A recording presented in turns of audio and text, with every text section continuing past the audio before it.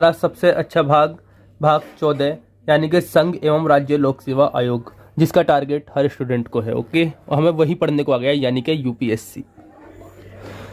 इसकी जो चर्चा है यूपीएससी की, भाग 14 अनुच्छेद 308 से लेकर 323 तक है।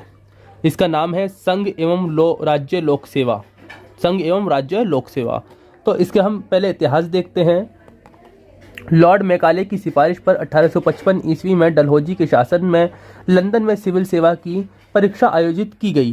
तब इसे इंडियन सिविल सर्विस यानी आईसीएस कहा जाता था। 1919 के अधिनियम के द्वारा भारत में सिविल सेवा आयोग का गठन किया गया। किस अधिनियम के द्वारा? 1919 के द्वारा किया गया। भारत में पहली बार सिविल सेवा की परीक्षा 1922 ईस्वी में इलाहाबाद में हुई थी। और किसने कराई थी? लॉर्ड रीडिंग ने कराई थी। पहली बार परीक्षा इलाहाबाद में हुई थी, लॉर्ड रीडिंग ने कराई थी 1922 ईस्वी को। ओके, सिविल सेवकों के पद की रक्षा की चर्चा जो है वो 311 में है। इसके अनुसार सिविल सेवकों को बिना किसी ठोस कारण के नहीं हटाया जा सकता है। सिविल सेवकों को पद से हटाने की चर्चा जो है वो 317 में है।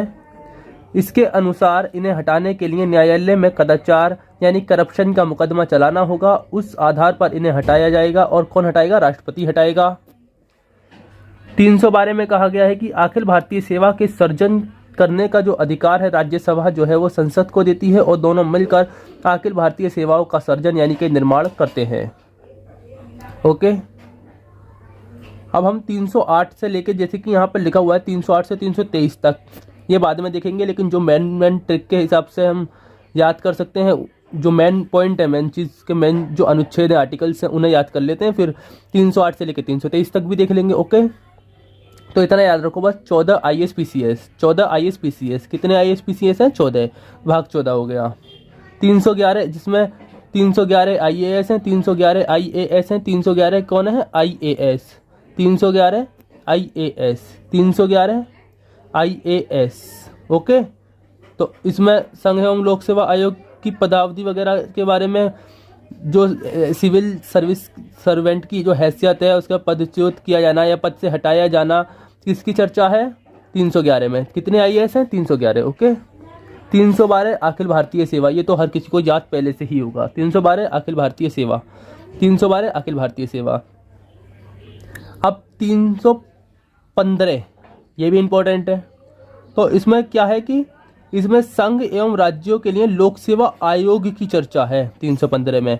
तो हमने क्या ट्रिक अपना रखी है इसकी? 315 के कट्टे से यूपीएससी और बीपीएससी वालों को मारेंगे। यूपीएससी संघ लोक सेवा आयोग हो गया, बीपीएससी यानी कि बिहार को हटा दिया जाए तो पब्लिक सर्विस कमीशन, कौन सा? स्टेट वाला। ओके, 315 के कट्टे से यूपीएससी और बीपीएससी वालों को मारेंगे। इस तरीके से याद रखना, रिपीट करोगे बहुत आसानी से याद हो जाएगा। 317 से यूपीएससी वालों को हटा देंगे, मतलब आर्टिकल 317 में जो है इसके जो सदस्य होते हैं लोक सेवा आयोग के, किसी भी सदस्य को हटाया या निलंबित किया जा सकता है। किसके अकॉर्डिंग? 317 के। ओके, तो 317 से यूपीएससी वालों को हटा देंगे। और यहाँ पर देखते हैं कि ये हमारी ट्रिक बनी हुई है। 1855 में लंदन में मैकाले के 311 IAS, 1855 में लंदन में मैकाले के 311 IAS, मतलब पहली बार लंदन में हुई 1855 ईस्वी में। और किसने कराई थी? मैकाले की सिफारिश पर। ओके, और 311 में IAS की चर्चा है। अब हम देखेंगे कि 308 से 323 तक इसे दोबारा डिटेल में, जैसे कि आप यहाँ पर देख सकते हैं 308 में निर्वाचन की चर्चा है। 309 में संघ या राज्य की सेवा करने वाले व्यक्तियों की भर्ती और सेवा की शर्तों के बारे में कहा गया है। 310 में संघ या राज्य की सेवा करने वाले व्यक्तियों की पदावधि के बारे में चर्चा है। 311 में, जैसे कि मैं यहाँ पर भी बता चुका हूँ, 311 IAS, संघ या राज्य के अधीन सिविल हैसियत में नियोजित व्यक्तियों को पदच्युत किया जाना या पद से हटाया जाना या पंक्ति में अवनत किया जाना यानी कि प्रमोशन की चर्चा है। 312 अखिल भारतीय सेवा, यहाँ पर भी बता चुका हूँ। 312 अखिल भारतीय सेवा यहाँ पर भी है। ओके, 312 के क्या कहता है कि कुछ सेवाओं के अधिकारियों की सेवा की शर्तों में परिवर्तन करने की संसद की शक्ति। ओके, 313 में क्या है कि संक्रमणकालीन उपबंध।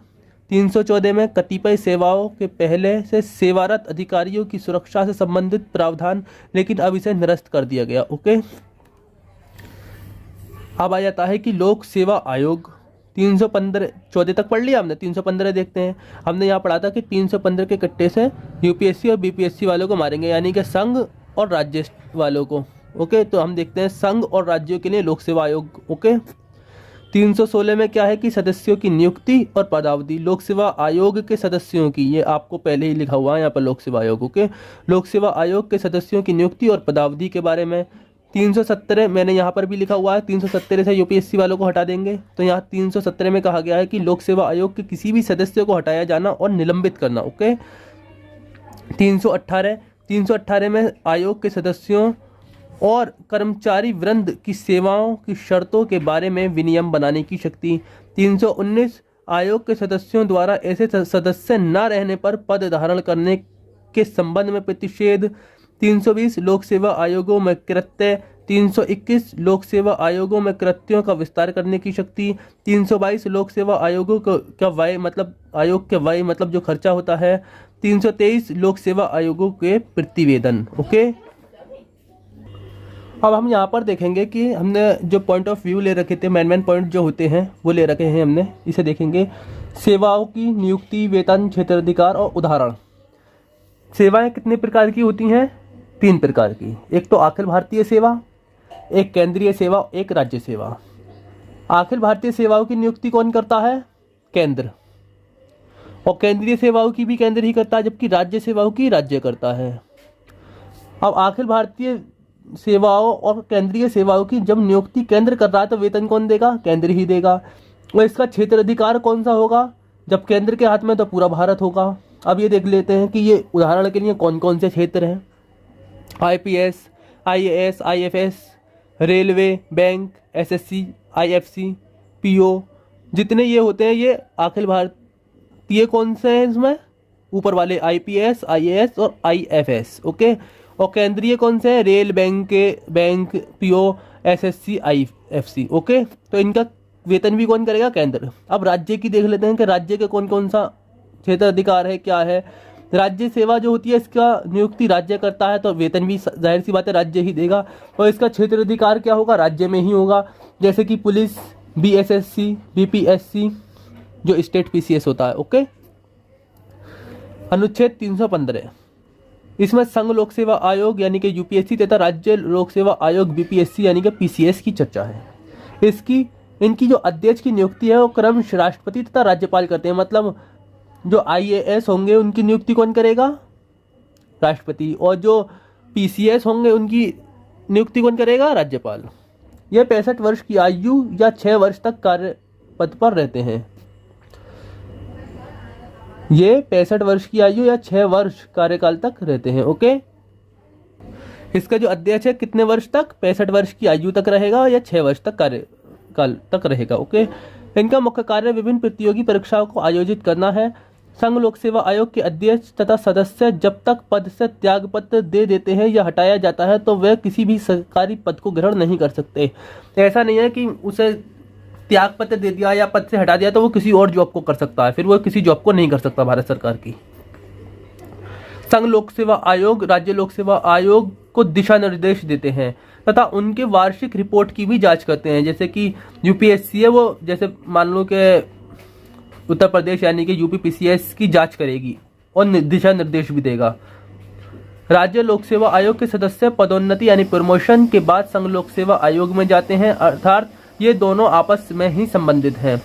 संघ लोक सेवा आयोग अपनी वार्षिक रिपोर्ट राष्ट्रपति को सौंपती है, जबकि राज्य लोक सेवा आयोग अपनी वार्षिक रिपोर्ट राज्यपाल को सौंपती है। ये अपना त्यागपत्र क्रमशः राष्ट्रपति तथा राज्यपाल को दे देते हैं। राज्यपाल को कौन देगा? पीसीएस वाला जो राज्य का है, और राष्ट्रपति को कौन देगा? आईएएस वाला जो कि केंद्र वाला है, संघ वाला है। ओके, केंद्रीय सेवा के ग्रुप ए और बी का चयन यूपीएससी के द्वारा होता है, जबकि ग्रुप सी का चयन जो है वो एसएससी तथा ग्रुप डी का चयन जो है वो डिपार्टमेंटल होता है। ओके, राजपत्रित सेवा का चयन मतलब जो पीसीएस वाला होता है, मतलब स्टेट वाला होता है, स्टेट पब्लिक सर्विस कमीशन वाला, इसमें राज्य सेवा आयोग के द्वारा तथा अराजपत्रित सेवा का आयोजन एसएसएससी यानी स्टेट स्टाफ सिलेक्शन कमीशन राज्य कर्मचारी आयोग के द्वारा होता है। आईएएस का नियंत्रण जो होता है वो कार्मिक मंत्रालय के द्वारा होता है। आईपीएस का नियंत्रण जो होता है वो गृह मंत्रालय के द्वारा होता है। आईएफएस यानी कि इंडियन फॉरेस्ट सर्विस का नियंत्रण वन एवं पर्यावरण मंत्रालय के द्वारा होता है। आईएएस और आईपीएस स्वतंत्रता प्राप्ति के समय से ही है। आईएफएस यानी कि भारतीय वन सेवा 1 जुलाई 1966 से है। भारतीय विदेश सेवा आईएफएस केंद्रीय सेवा है। आईएएस की ट्रेनिंग सेंटर जो है वो मसूरी उत्तराखंड में है, जिसका नाम लाल बहादुर शास्त्री राष्ट्रीय प्रशासनिक एकेडमी यानी कि लबासना है। आईपीएस की ट्रेनिंग सेंटर जो है वो हैदराबाद में है, जिसका नाम सरदार वल्लभ भाई पटेल राष्ट्रीय मुस्लिम अकादमी है। ओके, आईएफएस की ट्रेनिंग सेंटर इंदिरा गांधी राष्ट्रीय वन प्रशासनिक अकादमी देहरादून में है। इस तरीके से हमारा ये संघ लोक सेवा आयोग भी कंप्लीट होता है। लेकिन हमें जो है इसे एनसीईआरटी से भी पढ़ना पड़ेगा, क्योंकि ये बहुत मैन वाला चैप्टर है। लेकिन जो हम बैक स्लाइड में पढ़ चुके हैं उसे हम नहीं पढ़ेंगे। अब हम देखेंगे सबसे पहले आयोग की संरचना। ओके, संविधान के अनुसार संघ लोक सेवा आयोग का एक अध्यक्ष व अन्य सदस्य होंगे, जिनका निर्धारण राष्ट्रपति के द्वारा किया जाएगा। वर्तमान में लोक सेवा आयोग में एक अध्यक्ष के अतिरिक्त 10 अन्य सदस्य हैं। संघ लोक सेवा आयोग के अध्यक्ष और सदस्यों की योग्यता का जो उल्लेख है वो संविधान में नहीं है, लेकिन ये आवश्यक है कि संघ लोक सेवा आयोग के आधे सदस्य वे होंगे जिन्हें किसी संघ सरकार या राज्य सरकार के अधीन 10 वर्ष के कार्य का अनुभव प्राप्त हो। अध्यक्ष एवं सदस्यों का कार्यकाल 6 वर्ष या अधिकतम 65 वर्ष की आयु तक होता है। अध्यक्ष और सदस्यों की नियुक्ति राष्ट्रपति के द्वारा होती है। राष्ट्रपति आयोग सदस्यों को उच्चतम न्यायालय की सलाह के बाद ही हटा सकता है। अक्षमता तथा कदाचार के आधार पर सदस्य को हटाने से पहले राष्ट्रपति उच्चतम न्यायालय से जांच करवाता है तथा जांच रिपोर्ट की अनुशंसा पर ही राष्ट्रपति द्वारा हटाया जाता है। ओके, संविधान के इस उपबंध के अनुसार उच्चतम न्यायालय द्वारा इस मामले में दी गई सलाह राष्ट्रपति के लिए बाध्य होती है। उच्चतम न्यायालय द्वारा की जाने वाली जांच के दौरान राष्ट्रपति लोक सेवा आयोग के अध्यक्ष व दूसरे सदस्यों को निलंबित कर सकता है। इसके अतिरिक्त यदि उसने कार्यकाल के दौरान किसी अन्य विभाग की सेवा स्वीकार कर ली हो तो भी उसे हटाया जा सकता है। राष्ट्रपति 2 परिस्थितियों में संघ लोक सेवा आयोग के किसी सदस्य को कार्यवाहक अध्यक्ष नियुक्त कर सकता है। कब कर सकता है? जब अध्यक्ष पद खाली हो या जब अध्यक्ष अपना काम अनुपस्थित या अन्य कारणों से नहीं कर पा रहा हो। कार्यवाहक अध्यक्ष तब तक कार्य करता है जब तक अध्यक्ष पुनः अपना काम नहीं संभाल लेता या फिर अध्यक्ष फिर से नियुक्त नहीं हो जाता, अगर खाली है तो। ओके, अब देखते हैं कि आयोग की स्वतंत्रता एवं स्वायत्तता, इस पर सबसे महत्वपूर्ण यही चीज है। ओके, संविधान में संघ लोक सेवा आयोग को निष्पक्ष व स्वतंत्र कार्य करने के लिए निम्नलिखित उपबंध हैं। संघ लोक सेवा आयोग के अध्यक्ष या सदस्यों को राष्ट्रपति संविधान में वर्णित आधार पर ही हटा सकता है, इसलिए उन्हें पदावधि की सुरक्षा प्राप्त है। वैसे ही नहीं हटाएगा जब तक वर्णित आधार न हो संविधान में। ओके, हालांकि अध्यक्ष या सदस्य की सेवा की शर्तें राष्ट्रपति तय करते हैं, लेकिन नियुक्ति के बाद इनमें अलाभकारी परिवर्तन नहीं किया जा सकता। संघ लोक सेवा आयोग के अध्यक्ष या सदस्यों को वेतन, भत्ते व पेंशन सहित सभी खर्चे भारत की संचित निधि से होते हैं। इन पर संसद में मतदान नहीं हो सकता। संघ लोक सेवा आयोग का जो अध्यक्ष है कार्यकाल के बाद भारत सरकार या किसी राज्य सरकार के अधीन किसी और नियोजन का पात्र, मतलब किसी और नौकरी नहीं कर सकता कोई सी भी। ओके, संघ लोक सेवा आयोग यानी कि यूपीएससी का सदस्य कार्यकाल के बाद संघ लोक सेवा आयोग का अध्यक्ष या किसी राज्य लोक सेवा आयोग के अध्यक्ष के रूप में नियुक्त होने का पात्र होगा, लेकिन भारत सरकार या किसी राज्य सरकार के अधीन नियोजन का पात्र नहीं होगा। ओके, संघ लोक सेवा आयोग का अध्यक्ष या सदस्य कार्यकाल के बाद पुनः नहीं नियुक्त किया जा सकता। मतलब कि ऐसा नहीं है कि एक बार सदस्य बन गया, उसका कार्यकाल खत्म हो गया तो दोबारा सदस्य बना दिया जाए, दोबारा नहीं बनाया जा सकता। ओके, आयोग की शक्तियों के बारे में देख लेते हैं। संघ लोक सेवा आयोग सिविल न्यायालय की शक्तियां धारण करता है तथा देश के किसी भी नागरिक को समन जारी कर सकता है तथा वह किसी भी विभाग की रिपोर्ट की जांच, मतलब रिपोर्ट मंगवा सकता है। ओके, अब देखेंगे कि संघ लोक सेवा आयोग की भूमिका। संघ लोक सेवा आयोग एक सलाहकारी संस्था है। संघ लोक सेवा आयोग भारत में सिविल सेवाओं की भर्ती की एक संस्था है। संघ लोक सेवा आयोग की सर्वाधिक महत्वपूर्ण भूमिका निष्पक्ष तथा तटस्थ रूप में सेवाओं हेतु भर्ती करने में है। एक लोकतांत्रिक देश में सरकारी सेवाओं में तटस्थ और निष्पक्ष नियुक्ति बेहद ही महत्वपूर्ण है ताकि सरकार में बैठे लोग सरकारी सेवाओं पर नियंत्रण न कर सकें। अब हमें आयोग की सीमाएं भी देखनी होंगी। नियंत्रण एवं महालेखा परीक्षक व चुनाव आयोग के समान ही संघ लोक सेवा आयोग की भूमिका अत्यधिक महत्वपूर्ण और सराहनीय है।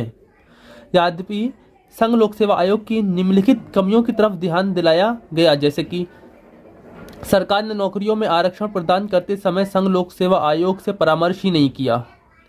ग्रुप सी और ग्रुप डी की सेवाओं की भर्ती लोक सेवा आयोग द्वारा नहीं की जाती है। अनेक सार्वजनिक संस्थानों जैसे इसरो, DRDO, केंद्रीय विश्वविद्यालय यानी कि सेंट्रल यूनिवर्सिटीज आदि से संबंधित नियुक्ति संघ लोक सेवा आयोग नहीं करता है। राष्ट्रपति संघ लोक सेवा आयोग के दायरे में किसी पद, सेवा तथा विषय को हटा सकता है। संविधान के अनुसार राष्ट्रपति अखिल भारतीय सेवा, केंद्रीय सेवा व पद के संबंध में नियम बना सकता है, जिसके लिए संघ लोक सेवा आयोग से परामर्श की भी आवश्यकता नहीं है। लेकिन इस तरह के नियम को राष्ट्रपति को कम से कम 14 दिनों तक के लिए सदन में रखना होगा। संसद इसे संशोधित या निरस्त कर सकती है। ओके, इस तरीके से आप कह सकते हैं कि हमने संघ लोक सेवा आयोग यानी कि UPSC को बहुत गहराई से हम पढ़ चुके हैं। ओके, ये हमारा चैप्टर खत्म होता है। अब अगला चलेगा।